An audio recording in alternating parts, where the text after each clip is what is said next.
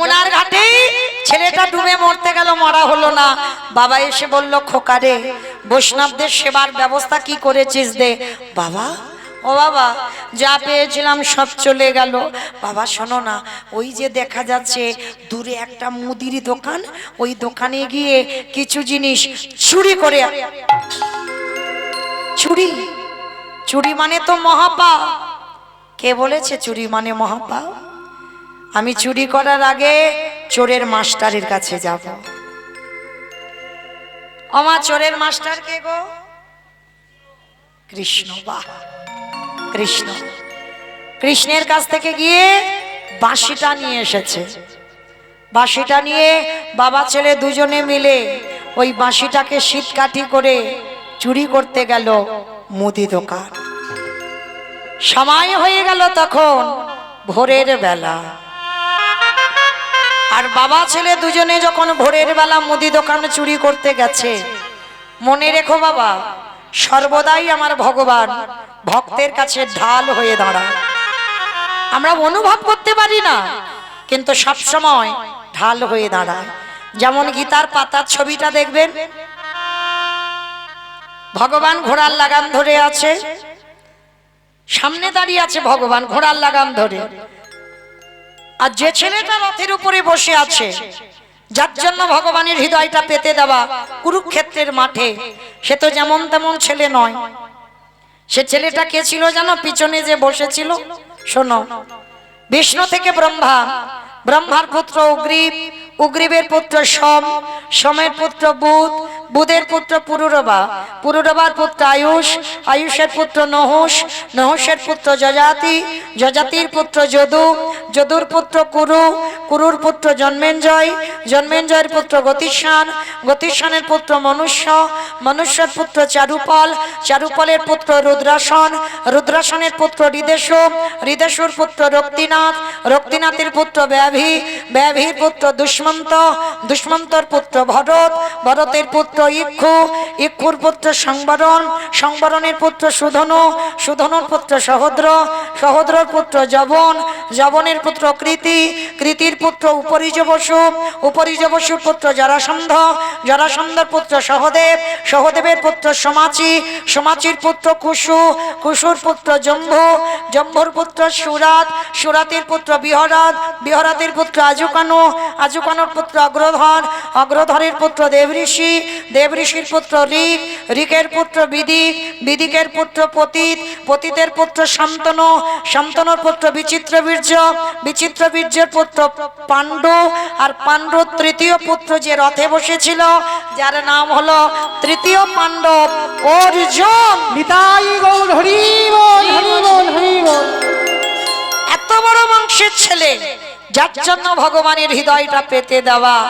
তাহলে ভগবান সর্বদা ভক্তের সামনে ঢাল হয়ে দাঁড়ায়। ভগবান কারোর একার নয়, শত্রুর হয়, মিত্রর হয়। তা আজকের বটু আর তার বাবা, দুই বাপ বেটা দুজনে যখন মুদি দোকান চুরি করতে গেছে বৈষ্ণব সেবা দেবে, পিছনে গোল করে গর্ত করেছে, প্রবেশ করেছে গর্তের ভিতরে। চাল ডাল আলু যা যা দরকার পুটলিতে করে বেঁধে বাবার হাতে দিয়েছে। বাবা যাও, তুমি তাড়াতাড়ি রান্না বসাও, আমি যাচ্ছি। বাবা বলছে, খোকারে চাল ডাল তো দিলি, অতিথি সেবার পরে একটু মুখশুদ্ধি দিতে হয়। ও বাবা, আপনারা জানেন তো, মুখশুদ্ধি না দিলে সেবার ফল হবে না। যাই হোক, তাহলে বাবা, বাবা ছেলে দুজনে মিলে যখনই গেল মুদি দোকান, বাবা বলল, খোকা একটা হরিতুকি নিয়ে আয়। সবাইকে বলে যাই মা, একজনকে যদি নিমন্ত্রণ করে প্রসাদ দেন, সেবার পরে যেন মুখশুদ্ধিটা দিতে ভুলে যাবেন না। জওয়ান, পান মশলা, এলাচ, লবঙ্গ, মৌরি, যে যেমন পারবে মুখশুদ্ধি দিলে তবে সেবার পরিপূর্ণ ফল পাওয়া যায়। এইবার প্রবেশ করলো বটু দোকানে, পানের থালাতে যেই না হরিতুকি নিল, ভগবান দৈববাণী করলো, দোকানদার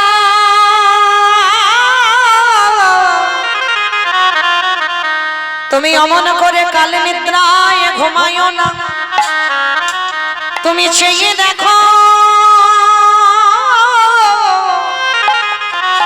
তোমার মুদি দোকানে কেমন চুরি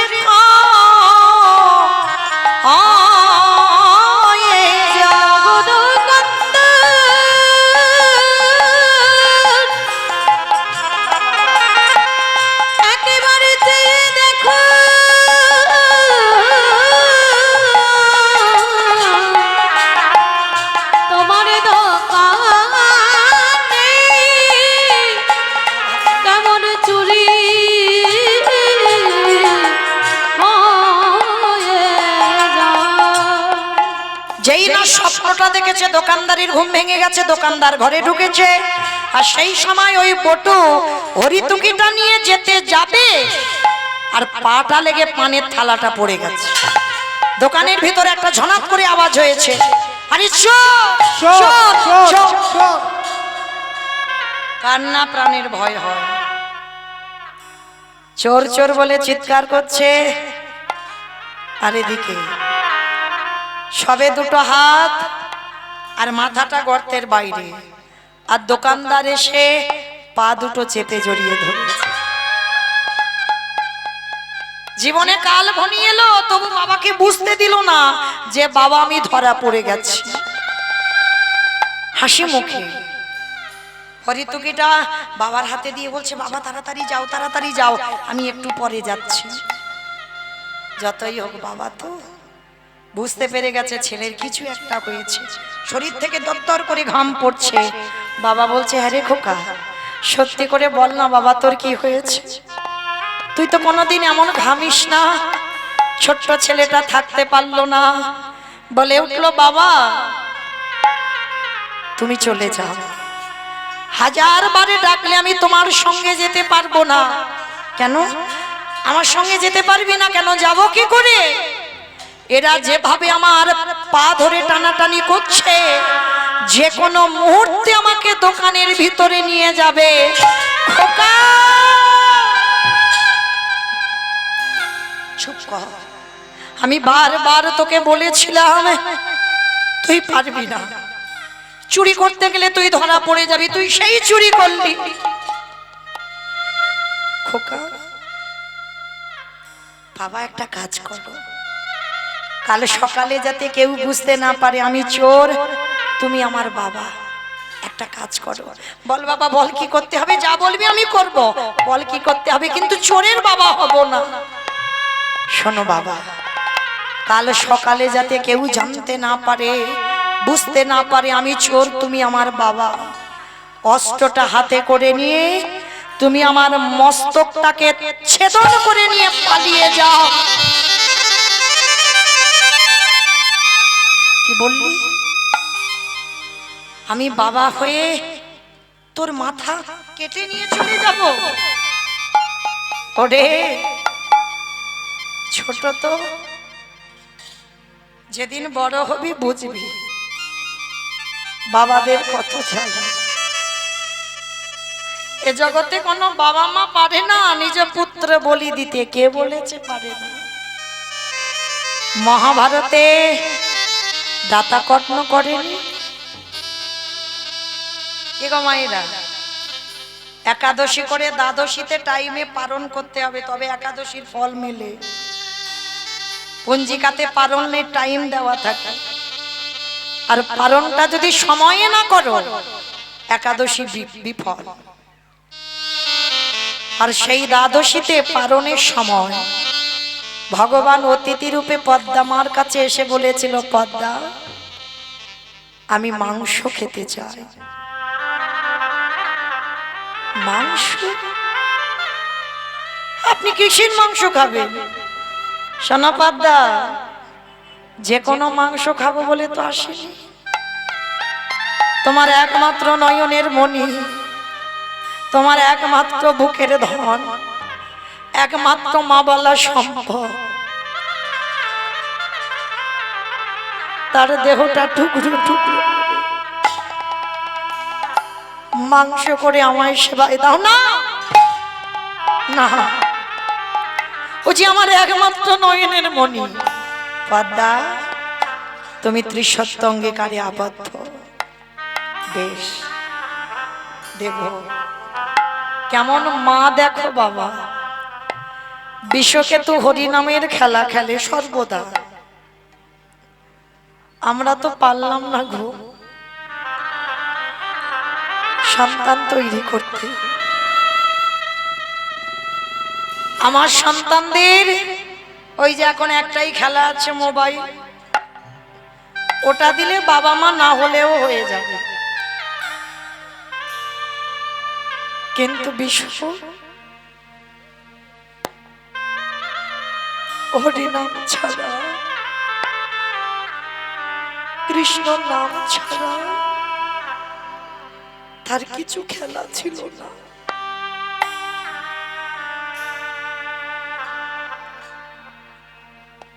পদ্মা মা কাঁদছে, বিশ্ব বলছে মা আমি কি কোনো অন্যায় করেছি,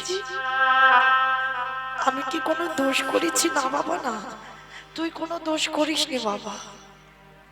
জানিস আমার ঘরে এক বৈষ্ণব এসেছে, মাংস খেতে চায়, খাইয়ে দাও। অন্য মাংস নয় বাবা, তোর দেহটা হাড়ি কাটে রেখে তোর দেহটা টুকরো টুকরো করে বৈষ্ণবের সেবায় মাংস করে দিবে।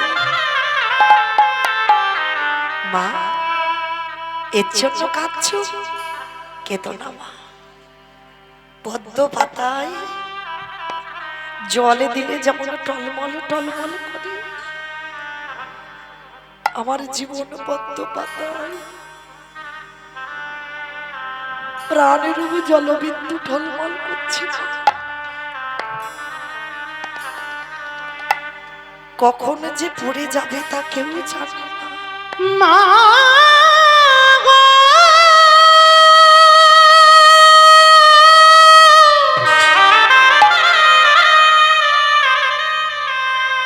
তুমি অমন করে কেঁদো না।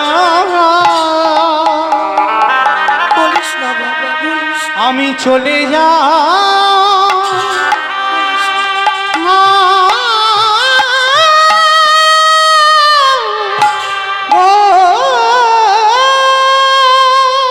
বন্ধু আমি আসি রে, আমার বাবা মা রইল, মাঝে মাঝে একটু মা বলে ডাকি। আমার জীবন নদী আমি চলে যাচ্ছি নাইয়া, আর তোদের সঙ্গে আমার কোনোদিন দেখা হবে না। আমার ভাবের খেলা সঙ্গ হলে গো,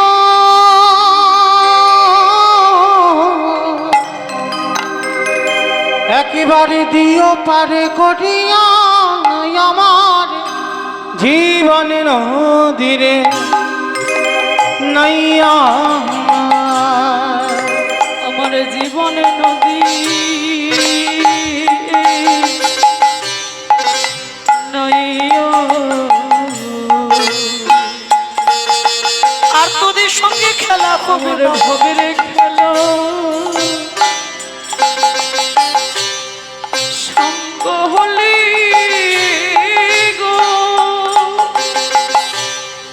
আসো।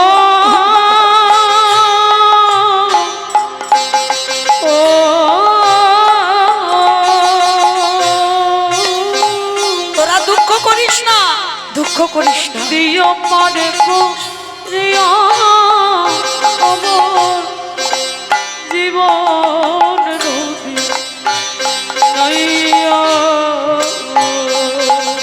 দয়াল হে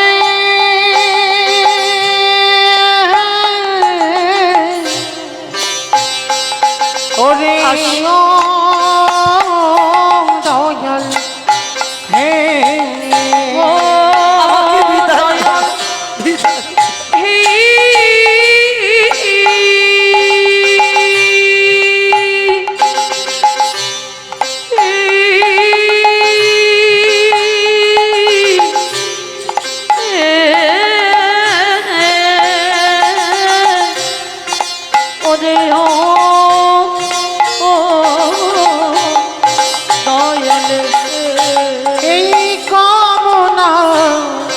বাসনার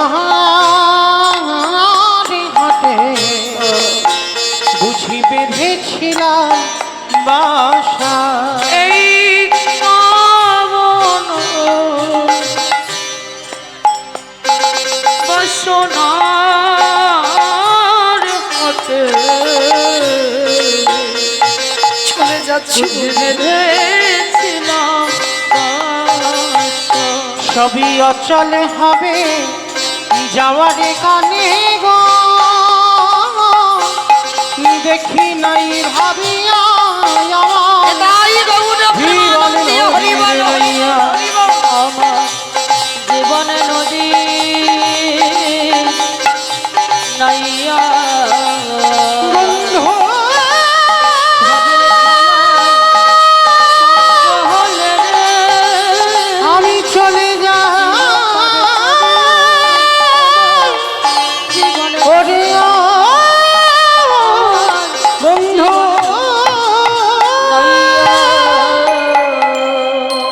সেই বিষকে টুকরো টুকরো করে মাংস করে মা মাংস করে বৈষ্ণব সেবায় দিল, কিন্তু পরক্ষণে সেই ছেলেটা আবার খেলার মাঠ থেকে ফিরে মার বুকে গিয়ে ঝাঁপিয়ে পড়ল। কোন মা যদি মরা ছেলে, যে ছেলে মাংস করে খাইয়ে দেয়, সে যদি আবার ফিরে আসে, সে মায়ের দশাটা কেমন হয়? আজকের এই লীলায় বটু বলছে হতেও তো পারে বাবা, সেদিন মা পদ্মা যেমন বুঝতে পারেনি তার ঘরে তার আরাধ্য দেবতা, হতেও তো পারে যে চারজন তোমার বাড়িতে বসে আছে হয়তো তোমার আরাধ্য দেবতা। ধরো অস্ত্র, কাটো মাথা। বাবা উন্মাদ পাগল হয়ে গেল, একবার মনে করে আমার ছেলে চাই, একবার মনে করে অতিথি সেবা।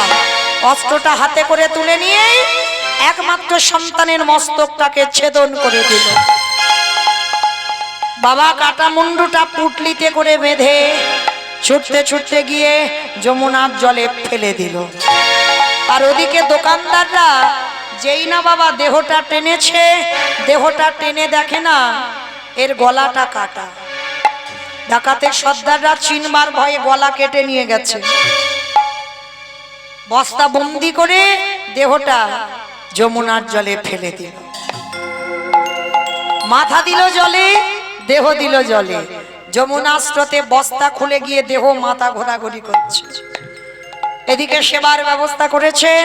সন্দীপনী মণিকে বলছে, মণিবর ভোর হতে আর একটু দেরি আছে, চলো একটু রাত থাকতে থাকতে স্নানটা করে আসি। যেই না যমুনার ঘাটে গেছে, দেখে না ছেলের দেহটা ভাসছে। বাবা পিছন ঘুরে আছে। ভগবান চালাকি করে প্রশ্ন করছে, মণিবর দেখো তো বাচ্চাটাকে কি তুমি দেখেছো, চেনো কোনোদিন? এক বাক্যে বলেছিল, আমি চিনি না, জানি না, দেখিও নি। শোনো মণিবর, আমি কিন্তু ধ্যানস্থ হতে পারি, আর ধ্যানে যদি বুঝতে পারি এর সঙ্গে তোমার রক্তের সম্পর্ক ছিল, তাহলে তোমার বাড়ি প্রসাদ পাবো না। চরণটা সঙ্গে সঙ্গে জড়িয়ে ধরলো, হে বৈষ্ণব, এটা অন্য কেউ নয়, আমার একমাত্র পুত্র বটুর দেহ। দাঁড়াও, কান্নাকাটি করো না, তোমার ছেলেকে বাঁচিয়ে দেব। আমার এই ঝোলাতে একটা ওষুধ আছে।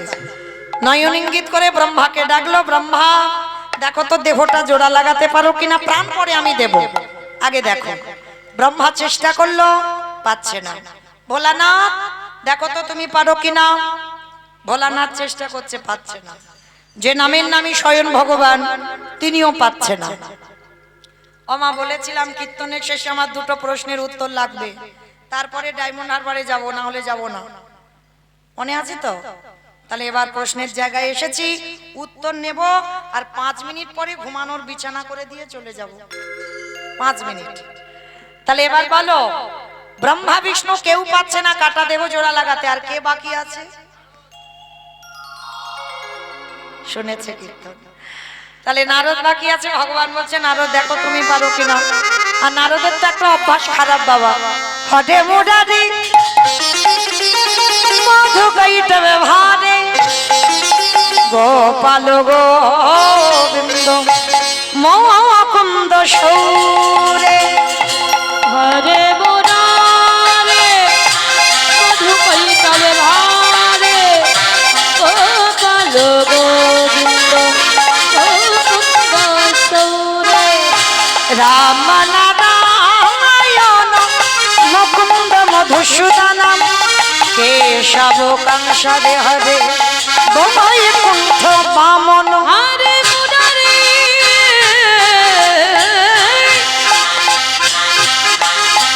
হরে মুরারে মুরারে মুরারে হরে হরে মুরারি মধু কৈতব হরে গোপাল নিতাই গৌর হরি বল, হরি বল। সৌরে নারায়ণ নারায়ণ না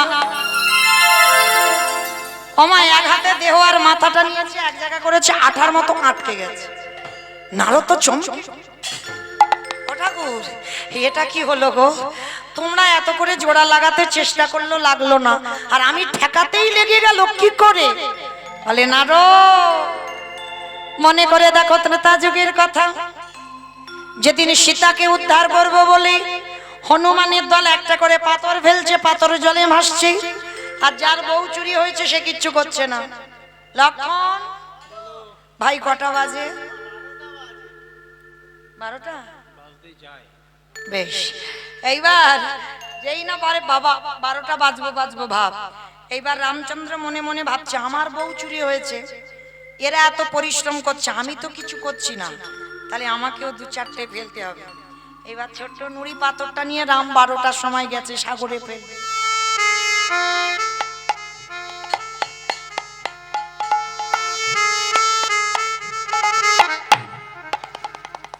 আর যেই না ফেলেছে বাবা নুড়ি পাথরটা টপ করে ঢুকেছে আর যেই না ডুবে যাওয়া সঙ্গে সঙ্গে রামচন্দ্র বলছে ভাই কেউ দেখেনি তো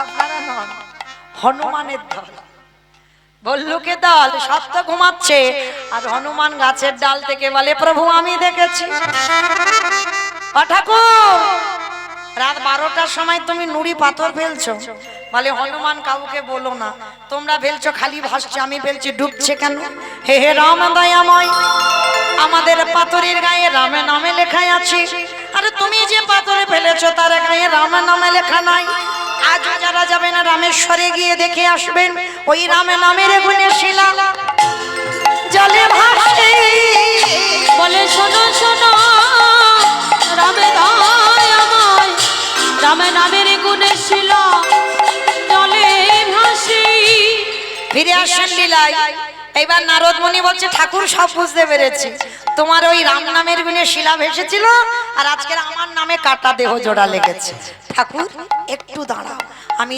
যাব আর আসবো বলে নারদ কোথায় যাচ্ছ বলে প্রভু আমার জন্য একজন অনেক দিন ধরে বসে আছে অনেক দিন ধরে বসে আছে ও এবার আর একটা উত্তর দিলেই ছুটি বলো কে বসে আছে কার কাছে যাবে নারদ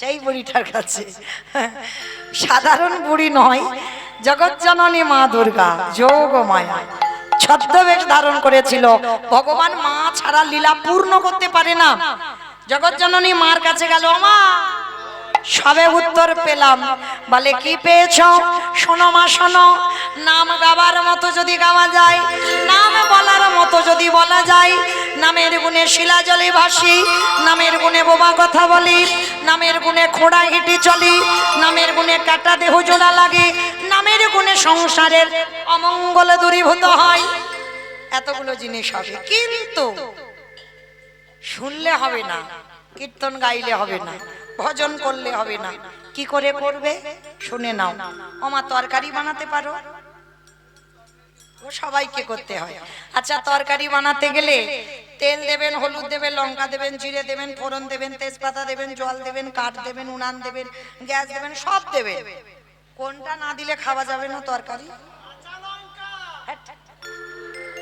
লবণ এই লবণ বা নুনটা না দিলে তরকারি স্বাদ হবে না অন্যান্য মরিচ মশলা না দাও কিন্তু লবণ এমন একটা জিনিস সেটা লাগবে দিতে তাহলে বাবা হঠাৎ এই লবণের খবরটা কেন এলো শ্রী শ্রী রামকৃষ্ণ পরমহংসদেব নরেনকে বলতো এই শালা আমি বলিনি ঠাকুর বলতো ঠাকুরের বই পড়বে বউয়ের ভাইশালা না, পাঠশালা না, গোশালা না, রান্নাশালা না, তাহলে কোন শালা?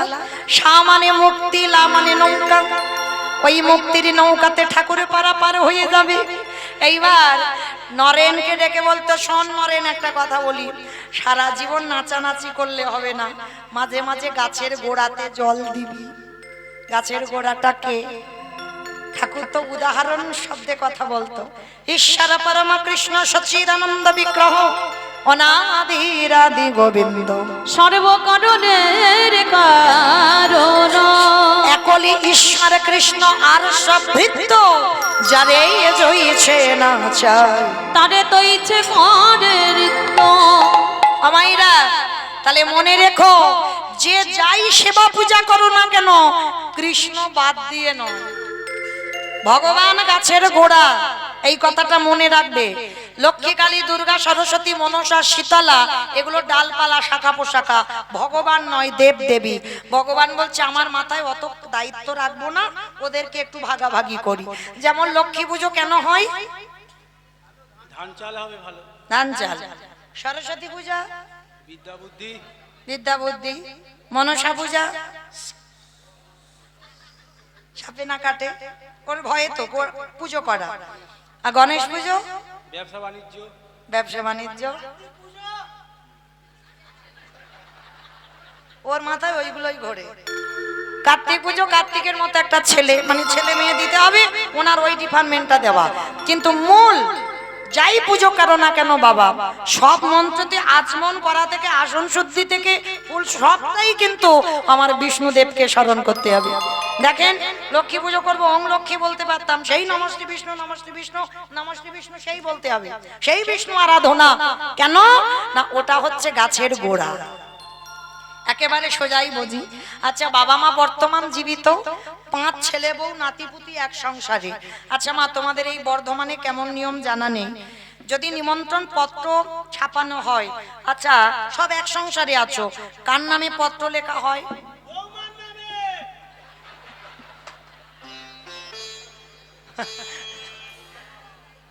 ও মা, বৌমার নামে বর্ধমানে হয়? বাবার নামে। মাও কিন্তু নয়, মাকে বললে আলাদা করে সব বলতে হবে।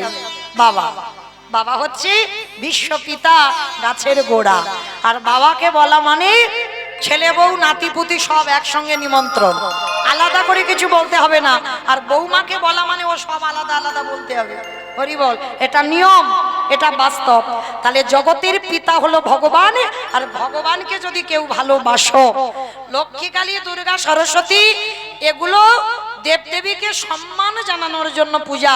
কিন্তু যদি তুমি পূজা নাও করো, কিন্তু কৃষ্ণ ভক্ত যদি হও, তাতে অসুবিধা হবে না। কৃষ্ণ চরণে প্রণাম মানে ভগবান ও অটোমেটিক সবার কাছে পৌঁছে দেবে। মানে গোড়ায় জল মানে শাখা পোশাকায় তো যাবে। আর যদি গোড়াতে জল না দিয়ে পাতাতে জল দাও, আসবে? ও কখন গড়িয়ে মাঝখান দিয়ে পড়ে যাবে, গোড়ায় আসবে না। তাহলে খবরদার, কৃষ্ণ ভুলে যেন অন্য কোন দেবদেবী পূজা হয় না। কৃষ্ণ আমাদের ভগবান। এতে চংসকলা পুংস কৃষ্ণেস্তু ভগবান স্বয়ং। আর যারা যারা আছে এরা দেবদেবী, ভগবান নয়, এইটা মনে রাখতে হবে। হ্যাঁ ওমা, এখনো তরকারির খবর পাইনি, কিন্তু তরকারির খবর পেয়েছি। তরকারিতে লবণ দিলে তবে তরকারি স্বাদ হয়। কীর্তন শুনলে হবে না, কীর্তন গাইলে হবে না, ভজন করলে হবে না। চোখের জল যদি কোনোদিন মুখে যায় মা, দেখবেন নোনা ভাব, লবণ নয়। তাহলে তরকারিতে লবণ দিলে তবে তরকারির স্বাদ হয়। ভগবানের ভজন করতে করতে, কীর্তন শুনতে শুনতে, গাইতে গাইতে, এই লবণ রূপে চোখের জল যদি গোবিন্দ চরণে দিতে পারো, সেদিনে জানবে তোমার নরজন ধন্য হলো। ওই নয়ন জলে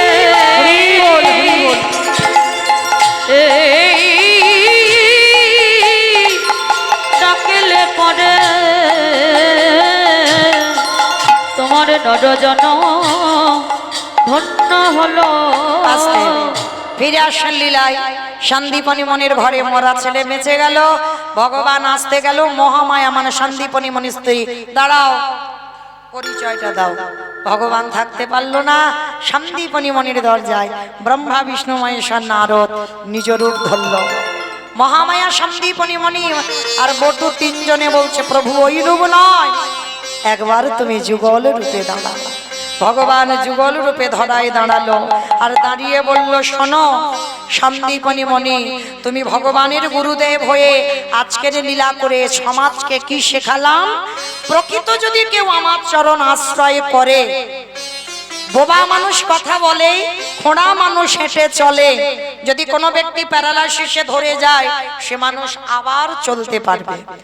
যদি কোনো ব্যক্তি সংসারে অমঙ্গল দুর্ঘটনা ঘটে, তাকে ডাকার মতো ডাকলে আবার সংসারে মঙ্গল হয়। আজকের লীলায় কাটা দেহ জোড়া লেগে গেল হরি নামের গুণে। আজও রামেশ্বরে গিয়ে দেখবেন রাম নামের গুণে শিলা জলে ভাসছে। শ্যামের বামে, শ্যামের বামে, শ্যামের বামে দাদা গেল নবীন কিশোরী গো।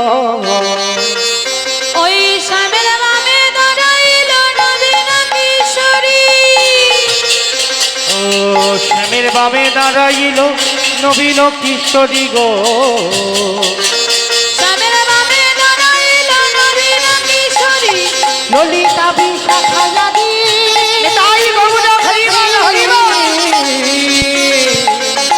যত সহচরী গো, যত সহচরী। আস্তে মাইরা সবাই একটু আমার সঙ্গে গাইবে, সবাই গাইবে রাধে। তাহলে সবাইকে গাইতে হবে। ওটা কেন দাও, সবাই কিন্তু আমার সঙ্গে গাইবে। দুহাতে তুলি বলি রে কৃষ্ণ না, করবে তোদের সকল মনস্কার। আগে আমি বলবো, পরে সবাই বলবে। হরে কৃষ্ণ, হরে কৃষ্ণ, কৃষ্ণ কৃষ্ণ